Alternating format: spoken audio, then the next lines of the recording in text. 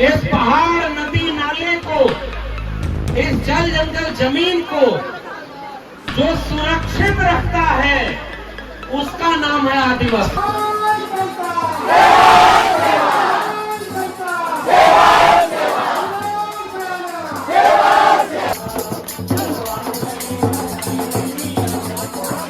भारत ही नहीं दुनिया भर में जहां भी पर्यावरण कोई बचाया है और बाकी इंसानों के रहने लायक बनाया है वो है आदिवासी।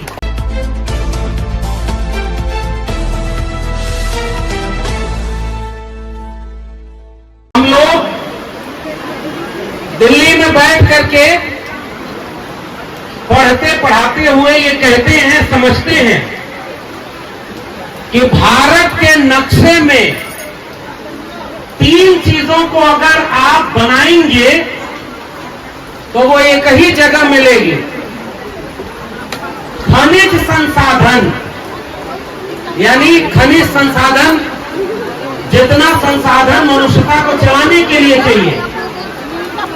दूसरा जंगल और तीसरा आदिवासी। ये तीनों भारत के नक्शे पर एक मिलेंगे और तीनों एक दूसरे की रक्षा करते हैं। तो ये प्रकृति में पल करके इस पहाड़ नदी नाले को, इस जल जंगल जमीन को जो सुरक्षित रखता है उसका नाम है आदिवासी। और भारत ही नहीं दुनिया भर में जहां भी पर्यावरण कोई बचाया है और बाकी इंसानों के रहने लायक बनाया है वो है आदिवासी। वरना इस दुनिया के बाकी लोगों ने इस दुनिया को बर्बाद करने में कोई कसर नहीं छोड़ी। आदिवासियों ने उसे बचाने की कोशिश की। इसलिए मैं आपके बीच में आकर बहुत गौरवान्वित हूं। तो जिस प्रकृति, जिस जल जंगल जमीन को आप बचाने की लड़ाई लड़ते हैं, आज देखिए वही प्रकृति आपका इम्तिहान ले रही है, आपकी परीक्षा ले रही है। मैं फिर से सलाम करता हूं आपको कि आप वो परीक्षा पास हैं और यहां खड़े होकर के जीतते हुए कार्यक्रम चल रहे हैं। तो साथियों, मैं आदिवासियों के बारे में अगर कुछ पढ़कर बोलूंगा, जो बोलूंगा वो पढ़कर बोलूंगा, सीख कर बोलूंगा, और आप तो उसे जीते हैं तो हमसे ज्यादा आप जानते हैं कि आदिवासी कौन है और उसकी लड़ाई कौन है। हो सकता है आपसे ज्यादा किताब हमने पढ़ी हो सकता है मैं दिल्ली विश्वविद्यालय में पढ़ाता हूं, प्रोफेसर हूं, लेकिन इसका मतलब ये नहीं कि मैं आदिवासियों पर आपसे ज्यादा जानता हूं, क्योंकि आप जो हैं वो आप हैं और आप रोज लड़ करके जो है उसे बचा रहे हैं, इसलिए हमसे ज्यादा आप जानते हैं कि आदिवासी को। लेकिन मैंने जो नारा लगाया था मैं वहीं से अपनी बात शुरू कर रहा हूं। आपके हमने पढ़ा अपने इतिहास में, एक तीर एक कमान।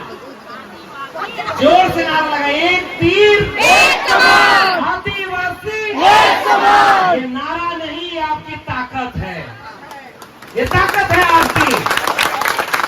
अच्छा, अब मेरे सवाल का जवाब दीजिए साथियों, आपको एक समान बनाने का नारा क्यों लगाना पड़ रहा है? इसका मतलब कहीं ऐसा तो नहीं कि कोई बीच में तोड़ना चाह रहा है? कोई बीच में तोड़ना चाह रहा है, कोई अलग करना चाह रहा है, कोई अलग बता रहा है कि एक आदिवासी दूसरे से अलग है। क्या आप अलग है क्या? नहीं। कोई दूसरे से अलग है क्या? नहीं। आदिवासी आदिवासी अलग अलग है क्या? नहीं। सब एक समान है। क्यों? क्योंकि सबका त्योहार, सबकी परंपरा, सबकी रवायत एक जैसी है ना? आप मेरी एक बात सुनिए, आपकी लड़ाई किस बात की लड़ाई? हम लोग जब कहते हैं कि दलित, पिछड़ा, आदिवासी, ये तीनों एक लोग, बहुजन लोग हैं। क्यों कहते हैं? क्योंकि अगर आप आदिवासी नहीं रहेंगे तो हम किसको एक करेंगे भाई? अगर आपको आदिवासी नहीं माना जाए तो हम किसको एक करेंगे? यानी आदिवासी, दलित और मैं पिछड़े समाज से आता हूं, ओबीसी जिसको कहते हैं। तीनों की लड़ाई एक जैसी है, लेकिन हो सकता है लड़ाई दिखने में अलग अलग हो। जैसे हम लोग जल जंगल जमीन नहीं जानते और हम घूमने के लिए जब पहाड़ और जंगलों में जाते हैं, आप उसे बचाने के लिए वहां लड़ते हुए जी रहे होते हैं। ये हमारा और आपका अंतर है। लेकिन फिर भी साथियों, एक बात अब मेरी बताइए, मैं दिल्ली से चल के आया हूं तो मैं भाषण देने नहीं आया हूं। नंबर एक बात, मैं आपसे कुछ सवाल पूछने आया हूं। आपकी आबादी इस देश में कितनी है? आदिवासियों की आबादी इस देश में कितनी है पता है? बताइए। संविधान जब भारत आजाद हुआ तब आदिवासी की आबादी कितनी थी? 7.5%, 7.5%। तो आदिवासी जितनी आबादी है उतना उनको क्या मिला? आरक्षण मिला कि भाई देश को चलाने में हमने विदेशी ताकत को तो भगा दिया, अब यहाँ के लोगों का शासन होगा, आम जनता का शासन, जनता के लिए, जनता पर। तो ये पता चला कि 7.5% भारतीय जो है वो तो कहीं है ही नहीं। तो 7.5% शिक्षा रोजगार में उनको आरक्षण मिला। उसके बाद क्या हुआ? आज जब 2011 की जनगणना हो रही है तो पता है आदिवासियों की जनसंख्या घटी है कि बढ़ी है? जोर से बोलिए। बढ़ी है ना जनसंख्या? आपका हक बढ़ा क्या? आपका अधिकार बढ़ा क्या? नहीं। आपको नौकरी मिली क्या? नहीं। आपको शिक्षा मिली क्या? नहीं। आपको जल जंगल जमीन पर पूरा हक मिला क्या? नहीं मिला। आपको लड़ना पड़ रहा है। इतनी ही बात है। देखिए, इस देश में मैं दिल्ली विश्वविद्यालय से आया हूं साथियों, मैं एक सवाल पूछता हूं। ओबीसी समाज के प्रोफेसर 2019 तक इस देश के केंद्रीय विश्वविद्यालयों में एक भी ओबीसी समाज का प्रोफेसर नहीं था। आदिवासी कितने थे? सवाल है मेरा, अगर आदिवासियों की आबादी 7.5% है तो कम से कम 100 में 8 प्रोफेसर आदिवासी होने चाहिए थे कि नहीं? आपके प्रोफेसर होने चाहिए थे कि नहीं?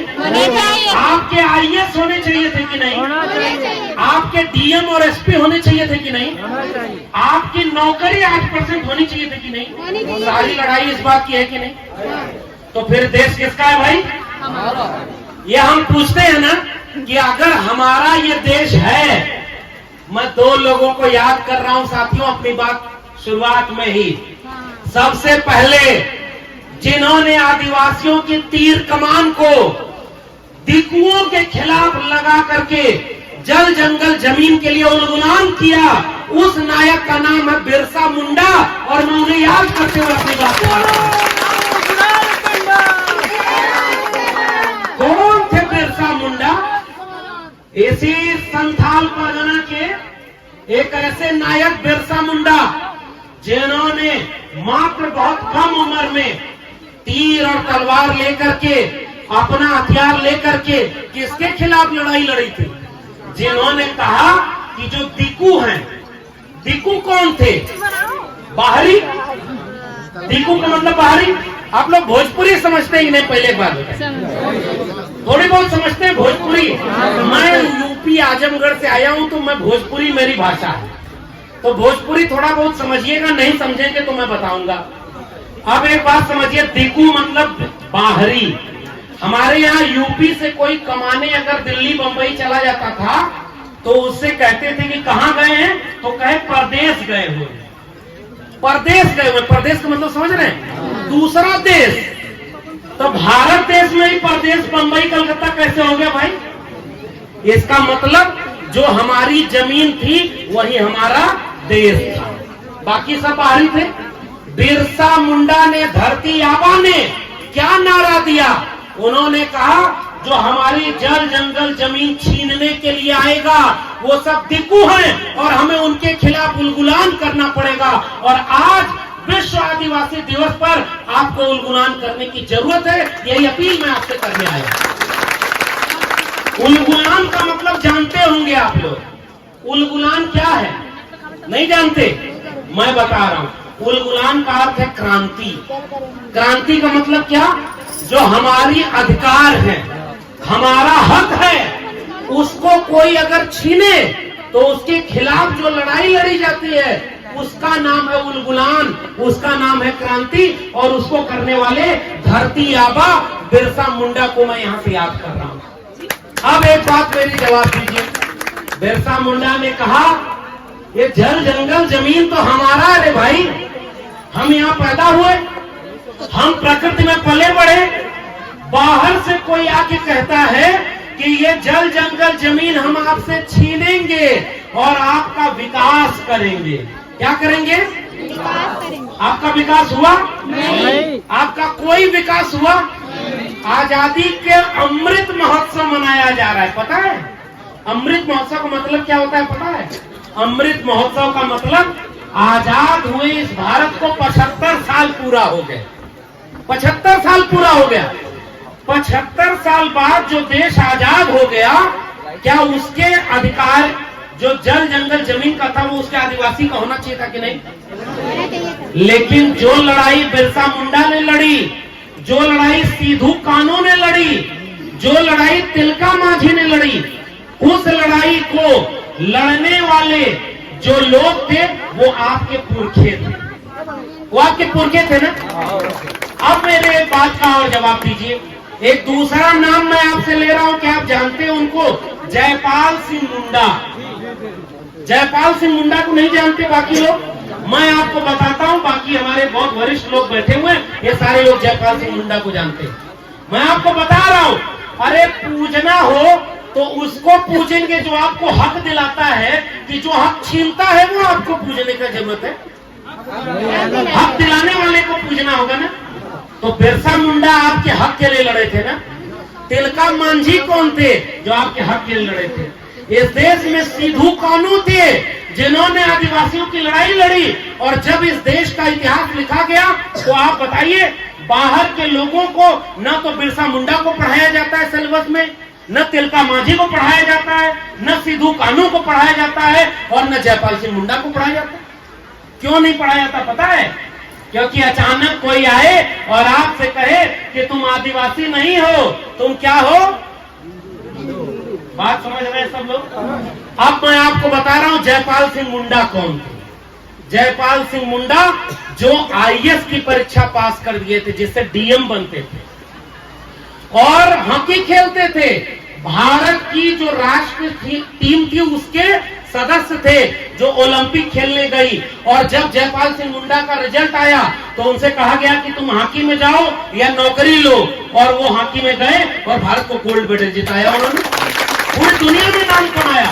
और जब जयपाल सिंह मुंडा लौट कर आए तो पूरे झारखंड छत्तीसगढ़ का जो जंगल का इलाका है उसमें उन्होंने जल जंगल जमीन की लड़ाई लड़ी थी। और फिर पता है, जब संविधान भारत का बन रहा था, संविधान जानते हैं ना, नया भारत कैसा बनेगा इसका किताब का नाम है संविधान, और उस संविधान से आपको हक मिला। क्या हक मिला? कि आपके ग्राम पंचायत की अनुमति के बिना कोई आपसे आपकी जमीन नहीं ले सकता।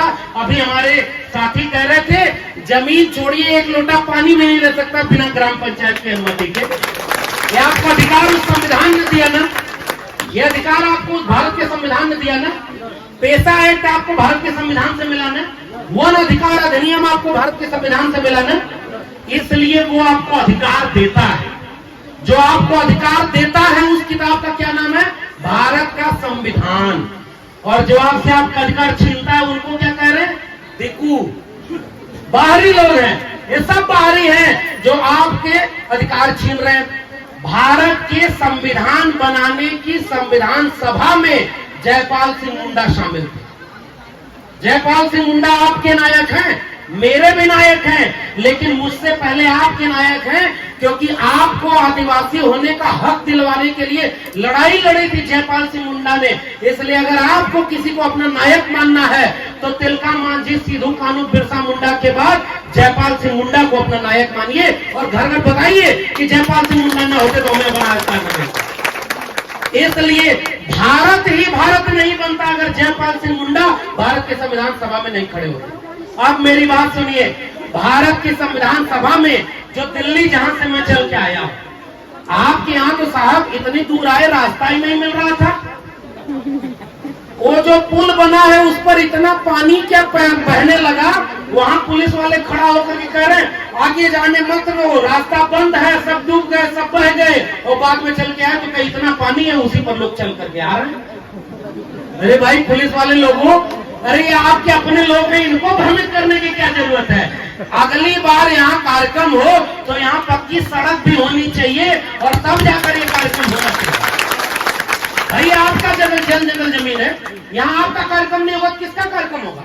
और यहाँ पर कार्यक्रम होने के लिए पूरी सुविधा होनी चाहिए। तब जयपाल सिंह मुंडा ने दिल्ली से, जहां से मैं चलकर आया हूँ, बहुत खराब जगह है दिल्ली, मैं उसका बुराई कर रहा हूँ, बहुत खराब जगह दिल्ली। क्यों?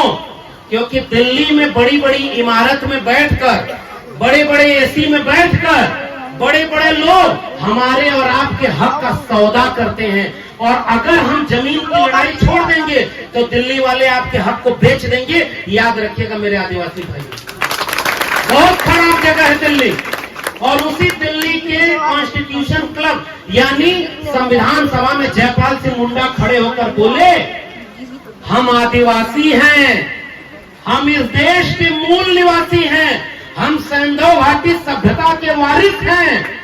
आप हमें लोकतंत्र मत सिखाइए, हमसे आपको लोकतंत्र सीखने की जरूरत है। वो जयपाल सिंह मुंडा को पढ़िएगा, उस जयपाल सिंह मुंडा की कहानियां अपने वरिष्ठ लोगों से सुनिएगा।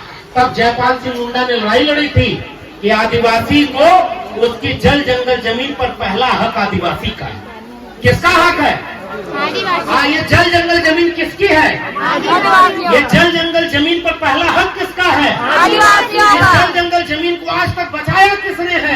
जब तक बचाया आपने है, हक आपका है, तो कोई बाहर से क्यों आके कहेगा कि मैं तुम्हें बताऊंगा कि आदिवासी नहीं तुम हिंदू हो? ये गलत है कि नहीं? ये गलत है तो इसको होने देंगे क्या? नहीं। अगर आप आदिवासी ही नहीं बचे तो आपकी जल जंगल जमीन बचेगी क्या? नहीं। अगर आप आदिवासी नहीं बचे, आपकी परंपरा नहीं बची, तो आप आदिवासी बचेंगे क्या? नहीं। अब एक बात बताइए, जयपाल सिंह मुंडा ने संविधान सभा की बहस में एक बात कही। उन्होंने कहा तुम्हारे देवी देवता अलग होंगे, तुम्हारी पूजा करने का तरीका अलग होगा, हमारा तो संथाली भाषा में हम अपने देवी देवता किसकी पूजा करते हैं? प्रकृति की पूजा करते हैं। हम प्रकृति की पूजा करते हैं। ये पेड़ पौधे, नदी नाले, पर्वत, पहाड़, ये जंगल, ये हमारे हैं क्योंकि हमने इन्हें पीढ़ी दर पीढ़ी बचाया है। अब सुना तो हमने भी है आपके यहाँ का किस्सा। आपके यहाँ भी कुछ दिक्कू लोग आ गए हैं, पहचान रहे हैं? देखिए मैं भाई ठहरा प्रोफेसर आदमी, बाहर से आपने बुलाया है, मैं कोई ऐसी बात करके नहीं जाऊंगा कि जिससे कल यहाँ पर झगड़ा हो। ये मेरा काम नहीं है ना। अरे हम तो आदिवासी समाज को पढ़ लिख करके जीने वाले लोग हैं, जिनके यहाँ झगड़ा ही नहीं मोहब्बत का पाठ पढ़ाया जाता है, उनके बीच में झगड़ा किस बात? तो मैं कोई ऐसी बात नहीं कर रहा हूं, लेकिन मैं इशारे में एक बात जरूर पूछूंगा। ये जब पूरा जल जंगल जमीन आपका है तो यहाँ आप अपना रीति रिवाज कैसे मनाएंगे, ये कौन तय करेगा? दिल्ली तय करेगा कि आप तय करेंगे? आपकी पूजा कैसे होगी, कोई और कैसे तय करेगा? कौन तय करेगा? आपका अधिकार क्या है, आपकी लड़ाई क्या है, ये कौन बताएगा? अपना नेता किसी और को मत होने दीजिएगा। अब लड़ाई किस बात की है? पहली लड़ाई साथियों, ज्यादा वक्त नहीं लूंगा क्योंकि भीगते हुए आप लोग सुन रहे हैं। ये आपका जज्बा बताता है कि इस देश से आदिवासियों को न तो कभी पहले कोई हरा पाया, न आज हरा पाया है, न आने वाले कल में कोई हरा पाया। लेकिन खतरा बढ़ गया है। मैं आपको चेताने आया हूं मेरे साथियों, भाइयों, माताओं, बहनों, बहुत खतरा बढ़ गया है। खतरा क्या बढ़ा है पता है? जंगल में लकड़ी काटने के लिए कुल्हाड़ी का इस्तेमाल होता है ना। कुल्हाड़ी के हथी किसकी लगी होती है? लकड़ी की। आप तो जानते हैं, आप तो कुल्हाड़ी आपका पूजा करने वाला अस्त्र है ना। एक बार क्या हुआ साहब, जब संविधान सभा में कहा गया कि जो तीर तलवार है ये सब पाबंदी लगा दी जाए, इसको कोई इस्तेमाल नहीं करेगा। जयपाल सिंह मुंडा खड़े होकर के कहे कि ये तीर और कमान हम आदिवासियों की पहचान है, तुम्हारे लिए ये हथियार होगा, हमारे लिए पूजा करने की चीज है, इसका पाबंदी नहीं लगेगा। आज भी आदिवासियों की तीर कमान से छेड़खानी नहीं होती। तो उसी संविधान में जब ये अधिकार आपको दे दिया कि आपकी जल जंगल जमीन बिना आपसे पूछे कोई बेच और खरीद नहीं सकता, ये पता है कि नहीं आपको? आपकी जल जंगल जमीन आपकी है ना। कुछ लोग हैं जो आज ये बात कह रहे हैं कि हम आपका विकास करेंगे, आपकी जल जंगल जमीन हमको दे दो। असली खतरा यही है ना। मैं अभी जिस फ्लाइट से आया हूं और जिस दिल्ली से आया हूं, मैं एक कहानी सुना रहा हूं। मेरी कहानी सुनिए छत्तीसगढ़ के लोगों। आपके इलाके में थोड़ी दूर पर बस्तर है ना, गोमपाड़ वहां एक जगह है। 17 आदिवासियों को आज से 13 साल पहले इस राष्ट्र और राज्य की पुलिस और सेना ने मिलकर मार दिया। पता है कि नहीं आपको? बस्तर के गोमपाड़ में उनको मार दिया। और जब उनकी लड़ाई सुप्रीम कोर्ट तक लड़ने के लिए आदिवासी गए, तो अभी इसी महीने क्या फैसला आया सुप्रीम कोर्ट से पता है? उसमें ये फैसला आया है कि आदिवासियों को किसी ने नहीं मारा, अपने आप मर गए। और दोषी कौन है? जो उनके न्याय का हक मांगने के लिए मुकदमा किया, उन्हीं के ऊपर 5 लाख रुपए का जुर्माना लगा। ये पता है कि नहीं? ये मैं बता रहा हूं, फिर से जानिए। अगर ये देश भी आदिवासी का है तो वो 17 लोगों को मारने वाले कौन लोग थे भाई? एक लड़का है, मैं दिल्ली विश्वविद्यालय से आया हूं और परसों नरसों एक कार्यक्रम वहां हुआ था। केवल जश्न मनाना, आदिवासी दिवस मनाना नहीं है साथियों। आप और हम तो जश्न मना ले रहे हैं। कल को ये जल जंगल जमीन नहीं बची तो 50 साल बाद आपकी आने वाली पीढ़ी आपसे पूछेगी कि मेरे पिता और माता या बड़े भाइयों, तुम्हारे सामने मेरी जल जंगल जमीन छीनी जा रही थी, तुम क्या कर रहे थे? तो आप कहेंगे कि हम विश्व आदिवासी दिवस मना रहे थे। ये सवाल का जवाब दे पाएंगे उनको? आप उनसे आंख मिला पाएंगे? वो बच्चे आपको माफ करेंगे? अरे हमारे पहले तिलका मांझी, सिद्धू कान्हू, बिरसा मुंडा, जयपाल सिंह मुंडा की इतिहास था, तो ये जल जंगल जमीन आपका था। 50 साल बाद अगर यही रहा, ये जल जंगल जमीन बेच दिया, तो आप अपने बच्चों को क्या दे के जाएंगे? आप उनको देने के लिए कुछ बचेगा कि किस बात के आदिवासी वो होंगे? नंबर 1 बात यही आपसे गुजारिश करने आया। आपसे कहा जा रहा है कि हम आपका विकास करने आए हैं, लेकिन आपसे आपकी जल जंगल जमीन छीनी जा रही। छीनी जा रही कि नहीं? सही से बताइए। सिलगेर का एक जंगल है ना, हसदेव का एक जंगल है, उधर आंध्रा से लेकर के महाराष्ट्र तक चले जाइए, वहां भी जंगल है। राजस्थान में भी आदिवासी हैं। आपका रिश्ता राजस्थान वाले आदिवासी से है कि नहीं है? है कि नहीं? जोर से बोलिए। आंध्रा के आदिवासी से है कि नहीं? तमिलनाडु के आदिवासी से है कि नहीं? मध्य प्रदेश के आदिवासी से है कि नहीं? झारखंड के आदिवासी से है कि नहीं? एक तीर एक कमान, आदिवासी एक समान। इसलिए पहला खतरा मैं आपको बताने आया हूँ, आदिवासी को आदिवासी से लड़ाया जाए। सच है कि नहीं? जंगल काटने के लिए कुल्हाड़ी का इस्तेमाल होता है। मेरा किस्सा सुनिए। उस कुल्हाड़ी से जब जंगल को काटा जा रहा था तो लकड़ियों ने विद्रोह कर दिया। किसने? जंगल की लकड़ियों ने। तो जो कुल्हाड़ी चला रहा था उसने उस लकड़ियों से क्या जाकर कहा पता है? तुम इस कुल्हाड़ी का विरोध क्यों कर रहे हो? इस कुल्हाड़ी में जो हत्था लगा है वो लकड़ी तो तुम्हारी है। समझ गए कि नहीं? और जंगल की लकड़ियों ने विद्रोह नहीं किया और एक दिन सारा जंगल काट दिया गया, क्योंकि जंगल की लकड़ियां कुल्हाड़ी के साथ खड़ी हो गई थी, क्योंकि कुल्हाड़ी में लकड़ी उन्हीं की थी। आपके लोगों को ही आपके खिलाफ भड़काया जाएगा। भड़काया जा रहा है कि नहीं? मुझे पता नहीं, मैं आपसे पूछ रहा हूँ, आपके लोगों को आपके खिलाफ खड़ा किया जा रहा है कि नहीं? क्या आप अपने लोगों से लड़ेंगे? आप अपने लोगों से लड़ेंगे? हाथ उठा के वादा करिए कभी अपने लोगों से लड़िएगा मत। अगर कोई भटक गया तो उसको बैठा के समझाइए, उससे सवाल पूछिए, उससे ये पूछिए कि जल जंगल जमीन की लड़ाई हमारी है कि नहीं? ये आदिवासी परंपरा क्या होती है? तब जयपाल सिंह मुंडा ने संसद में खड़ा होकर कहा था, ये वर्ण व्यवस्था में हम आदिवासी तो आते ही नहीं भाई, हमारे यहाँ तो जात व्यवस्था है ही नहीं। कौन ब्राह्मण, कौन शूद्र, कौन ये? हम तो आदिवासी लोग हैं, हम जल जंगल जमीन को मानने वाले लोग हैं।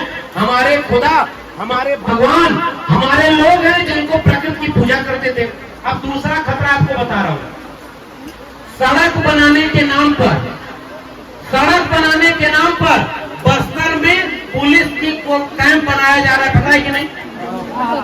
आप बताइए आदिवासी को किस चीज की जरूरत है? आपकी मांग क्या है, मैं आपसे पूछता हूँ। आदिवासी को किस चीज की जरूरत है? स्कूल की जरूरत है कि नहीं? स्कूल की जरूरत है कि नहीं? आदिवासी को शिक्षा चाहिए कि नहीं? आपको जल जंगल जमीन चाहिए कि नहीं? अगर आपको भूख लगी है, आप मुझे एक कहानी बताइए। अगर आपको भूख लगी है, आप एक बच्चा अपने माँ बाप से कहता है कि हमको भूख लगी है, खाना दो, और उसके माँ बाप उससे कहें कि चलो तुमको फुटबॉल खिला के ले आते हैं, तो बच्चा जाएगा? बच्चा जाएगा? बच्चा रोएगा कि नहीं? लगी है भूख खाने की और तुम फुटबॉल खिलाने ले जा रहे हो। हमको चाहिए जल जंगल जमीन और तुम सड़क बना रहे हो। समझ गए कि नहीं? हमको चाहिए हमारी संपत्ति और हमको चाहिए स्कूल और तुम वहाँ पुलिस कैंप बना रहे हो। पुलिस कैंप चाहिए कि स्कूल चाहिए? स्कूल चाहिए कि नहीं? शिक्षा चाहिए कि नहीं? आदिवासी की लड़ाई शिक्षा की है ना। जो धर्म और के नाम पर लड़ाने आए उससे पूछिएगा कि मेरे बच्चों की शिक्षा कहाँ है। यही लड़ाई है ना मेरे हिसाब से। मैं भाई प्रोफेसर आदमी हूँ, बाहर से आया हूँ, मैं जानता हूँ कि शिक्षा की अहमियत क्या होती है। और तब जयपाल सिंह मुंडा ने कहा था अब तीर और कमान को कलम और किताब से तकदीर बदल लेना है, तब आदिवासियों का कल्याण होगा। आज आपके हाथ से कलम किताब तीर तलवार सब छीना जा रहा है। ये सबसे बड़ा संकट है। दूसरी बात बताइए, हमारे यहाँ एक कहावत चलती है, हमारे यहाँ एक कहावत है भोजपुरी में। एक बार क्या हुआ कि एक बच्चा था, वो मांग रहा था कि हमको लड्डू दे दो, और माँ उसका चप्पल जो पैंट का नाला होता है उसको ढीला कर दिया। अब वो किस बारे में परेशान है पूरे दिन कि हमारा पैंट सरक न जाए। आदिवासी मांग रहे हैं कुछ और उनको दिया जा रहा है कुछ और। ये सवाल है कि नहीं? अब दूसरी बात, सरकार किसी की भी हो, नेतागिरी पर हमें कोई बात नहीं करनी। अगर इस जंगल को खोल दिया जाएगा, पेड़ काट दिया जाएगा, तो यहाँ क्या बचेगा? जंगल बचेगा? ये पहाड़ बचेंगे? जब पहाड़ और जंगल नहीं बचेंगे तो ये आदिवासी बचेंगे? जब आदिवासी नहीं बचे, पृथ्वी नहीं बची, तो इंसान बचेंगे क्या? ये बाकी हम जैसे लोगों को आपको समझाने की जरूरत है कि आदिवासियों को बचाओ अगर इस दुनिया में इंसान को बचाना है। बात समझिए इसको, इंसान को अगर बचाना है तो आदिवासी को बचाना है, और आदिवासी को बचाना है तो आदिवासियत की बचाओ। मैं ओबीसी समाज से आता हूँ। हमारे यहाँ भी खेती किसानी की परंपरा चलती है। गेहूं बोया जाता है तो गीत गाते हैं, धान रोपा जाता है तो गीत गाते हैं, फसल की कटाई होती है तो गीत गाते हैं, फसल की पूजा होती है। आपके यहाँ भी यही सब होता है ना? आपके यहाँ भी गीत गाते हैं ना? आपके यहाँ भी अनाज की पूजा करते हैं ना? आपके यहाँ भी पेड़ पत्तों की पूजा करते हैं ना? तो हमारा और आप एक हुए कि नहीं हुए? ये ओबीसी और आदिवासी एक हुए कि नहीं हुए? ये दलित समाज के लोग भी यहाँ बैठे होंगे। दलित समाज को अछूत समझा रहा, दलित समाज को मंदिर में नहीं जाने दिया, दलित समाज को छू दिया तो अपवित्र हो गए। तो दलित समाज भी कहा कि हमारा भी परंपरा वो नहीं है और वो हम भी प्रकृति की पूजा करने वाले लोग हैं। तो दलित, पिछड़ा, आदिवासी तीनों एक हो गए कि नहीं? आपको लड़ाने वाले लोग आएंगे और आपसे कहेंगे कि तुम आदिवासी नहीं हो, हिंदू हो। तो आपसे पूछिएगा उनसे, अगर आदिवासी भी हिंदू था तो हमारी शिक्षा कहाँ है? हमारे प्रोफेसर कहाँ है? हमारी जल जंगल जमीन पर हिस्सेदारी कहाँ है? अब एक तीसरी घटना सुना रहा हूँ। 2019 की बात है, बहुत वरिष्ठ लोग बैठे हुए हैं। सुप्रीम कोर्ट से एक फरमान आया था, पता है कि आपको कागज दिखाना होगा कि ये जल जंगल जमीन आपकी है। याद है? आपसे कागज मांगा गया था और उसमें 10 करोड़ आदिवासी लोग अपने जल जंगल जमीन से विस्थापित हो रहे थे, है ना? आपसे कागज मांगा था ना? विश्व आदिवासी दिवस के दिन मुझसे हाथ उठा करके एक बात बताइए, सच सच बताइएगा, अगर आपसे 100 साल 50 साल पुराना कागज मांगा जाएगा तो आपके पास होगा क्या? जोर से बोलिए, आपके पास कागज है? आपके 100 साल पुराने कोई डॉक्यूमेंट है? कुछ भी नहीं है। तो क्या जमीन आपकी नहीं है? जमीन तो है ना। 1000 साल पुरानी जमीन आपकी है। 2000 साल पुरानी जमीन है और कोई आपसे आके कहता है कागज दिखाओ, आप कागज दिखाएंगे क्या? और अगर कागज नहीं होगा तो जमीन छोड़ देंगे? जमीन छोड़ देंगे? जोर से बोलिए। आपसे अगर आपका आदिवासियत को कहा जाएगा आप आदिवासी नहीं हो, ये पूजा ऐसे नहीं ऐसे कर सकते हो, तो छोड़ देंगे पूजा करना? लड़िएगा मत। युद्ध करने के लिए लोग हमला करने के लिए आएंगे। सुना है कुछ दिन पहले यहाँ झगड़ा किया था। मैं कह रहा हूं अगर आप एकजुट रहेंगे तो किसी की हिम्मत नहीं होगी कि कोई आपके ऊपर उंगली भी उठाए। एकजुट रहना होगा। और लड़ाई किस बात पे करनी है? मुझे लगता है कि आदिवासियों की लड़ाई 2-3 चीज की है। पहली लड़ाई ये कि आदिवासी कौन है, क्या है, ये आदिवासी तय करेगा। क्लियर? आदिवासी कौन है, क्या चाहता है, ये आदिवासी तय करेगा, कोई दूसरा। दूसरी लड़ाई आदिवासी को क्या चाहिए, ये कौन तय करेगा? जोर से बोलिए। आदिवासी क्या चाहते हैं ये कौन बताएगा? आदिवासी कौन है ये कौन बताएगा? तीसरी लड़ाई आदिवासी जल जंगल जमीन बचाने की लड़ाई, उनकी अपनी लड़ाई। यही ना है भाई? हम तो इतना ही समझते हैं, हम बहुत नादान हैं, हम बहुत कम जानते हैं आदिवासियों के बारे में। आपके सामने आए हैं तो हिम्मत लेकर जा रहे हैं, हिम्मत लेकर जा रहे हैं कि हमारे जंगलों में ऐसे आदिवासी खड़े। और मैं अभी रायपुर आ रहा था तो एक महिला के साथ आया हूं, उसका नाम कितने लोग जानते बताइएगा? उसकी बस्तर में लड़ने वाली एक आदिवासी महिला सोनी सूरी, जानते हैं? सोनी सूरी को जानते हैं?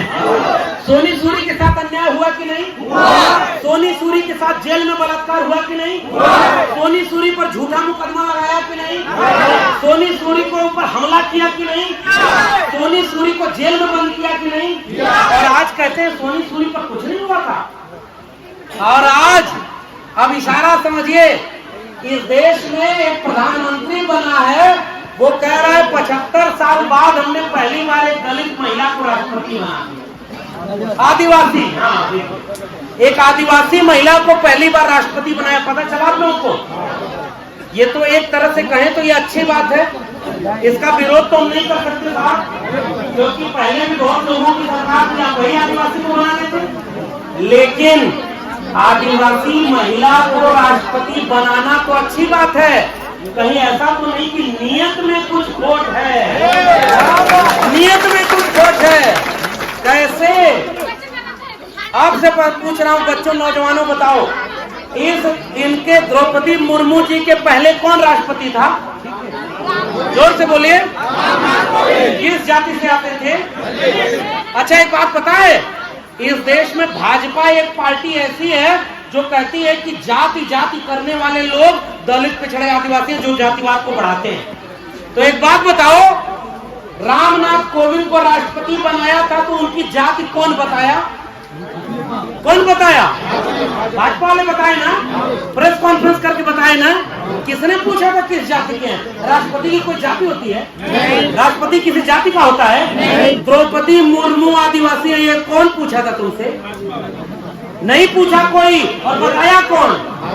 इसका मतलब कि वो सब बहुत सातिर लोग हैं, धोखा देते हैं।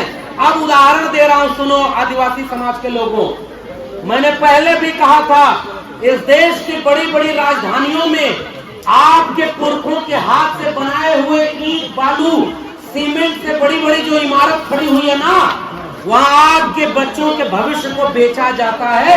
इसलिए उस दिल्ली के खिलाफ सजग रहना। आपके बच्चों को बर्बाद किया जा रहा है वहां पर। कैसे? रामनाथ कोविंद दलित थे, रामनाथ कोविंद दलित थे, और दलितों जैसे आपके यहाँ एक पेशा एक्ट है ना सर, आपके यहाँ वन अधिकार अधिनियम है ना, बिना आदिवासियों की ग्राम पंचायत में कोई जमीन